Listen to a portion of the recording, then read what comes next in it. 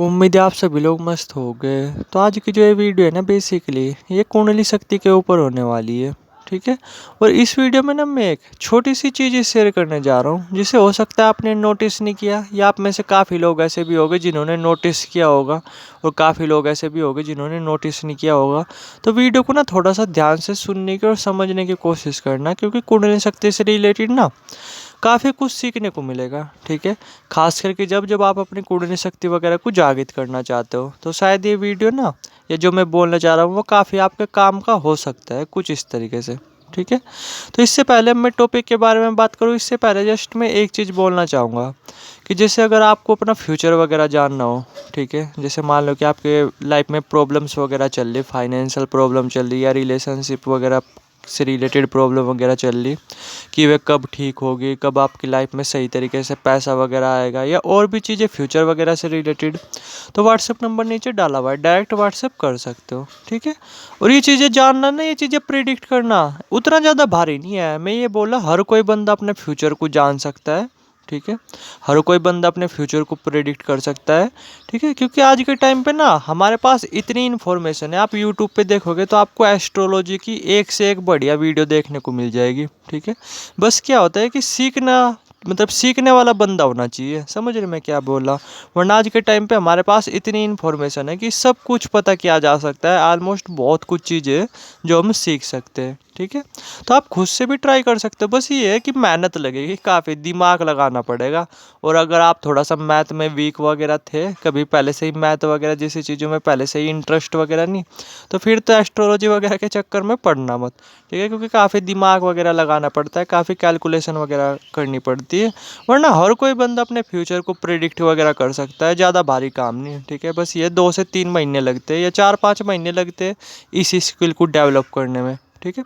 तो आप खुद से भी ट्राई कर सकते हो, या फिर मैं थोड़ी सी आपकी हेल्प कर दूंगा अगर आप जानने में इंटरेस्टेड हो।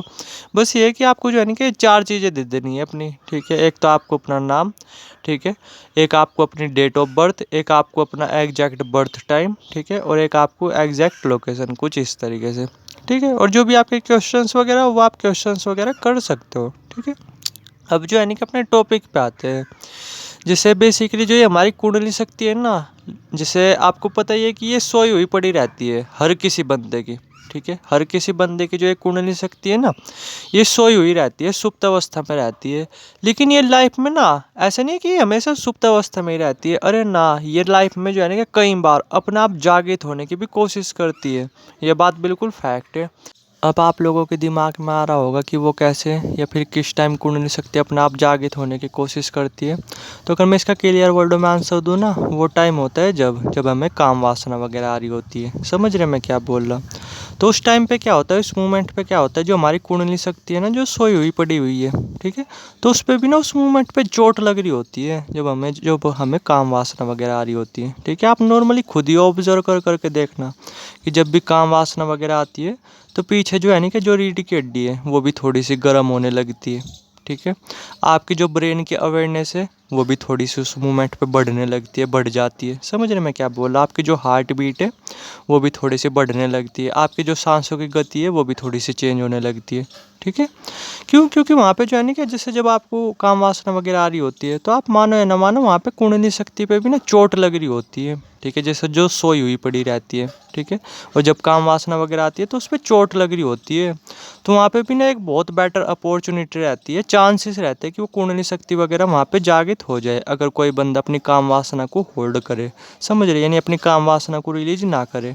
हमसे यही तो गलती होती है कि जैसे जब हमें काम वासना वगैरह आती है ना, तो क्या है कि हम आज के टाइम पे बिल्कुल कामुक पड़े हुए हैं। ठीक है। कामुक हुए पड़े हुए हैं, और इन चीज़ों पे हमारा बिल्कुल भी कंट्रोल नहीं। तो जब भी हमें काम वासना वगैरह आती है, तो हम उसे तुरंत के तुरंत रिलीज वगैरह कर देते हैं।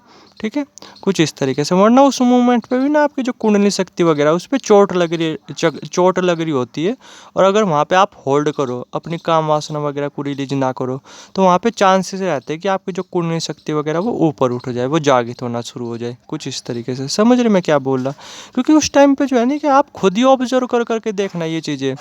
तो उस टाइम पे जो है ना कि आपकी जो ये मतलब कुंडली शक्ति वगैरह है, इस पे चोट लग रही होती है भाई, जब आपको काम वासना वगैरह आ रही होती है। ठीक है। तो मान लो कि आप ही हो, आप 40 बार ऐसा कर रहे, 50 बार ऐसा कर रहे, 60 बार ऐसा कर रहे, बट एक बार ज़रूर ऐसा होगा, एक ना एक बार ज़रूर ऐसा होगा कि वो जो कुंडली शक्ति वगैरह है ना, और आप अपनी काम वासना वगैरह जिसे आप कंट्रोल कर रहे हो, होल्ड कर रहे हैं, तो उस मोमेंट पे क्या होगा, वहाँ पे एक बहुत अच्छी तरीके से चोट लगेगी और वो अपने आप ही जागृत होना शुरू हो जाएगी, वो अपने आप ही ऊपर उठना शुरू हो जाएगी, कुछ इस तरीके से। तो ये बात है भाई, ये बात बिल्कुल फैक्ट है कि कुंडली शक्ति वगैरह ना हमारी कई बार जागृत होने की कोशिश करती है, कई बार। ठीक है, बस वो यही है कि वो जो बेसिकली ना इसी टाइम पे जागृत होने की कोशिश करती है जब हमें काम वासना वगैरह आ रही होती है, लेकिन हम क्या करते हैं, हम अपनी काम वासना वगैरह को रिलीज कर देते हैं। ठीक है, वरना आप नॉर्मली देखना भाई, जब काम वासना वगैरह आती है ना, तो उस टाइम पे जो है ना कि चोट जरूर लग रही होती है, 7 चक्रों पे, आपकी कुंडली शक्ति पे बहुत अच्छी तरीके से उस टाइम पे चोट वगैरह लग रही होती है।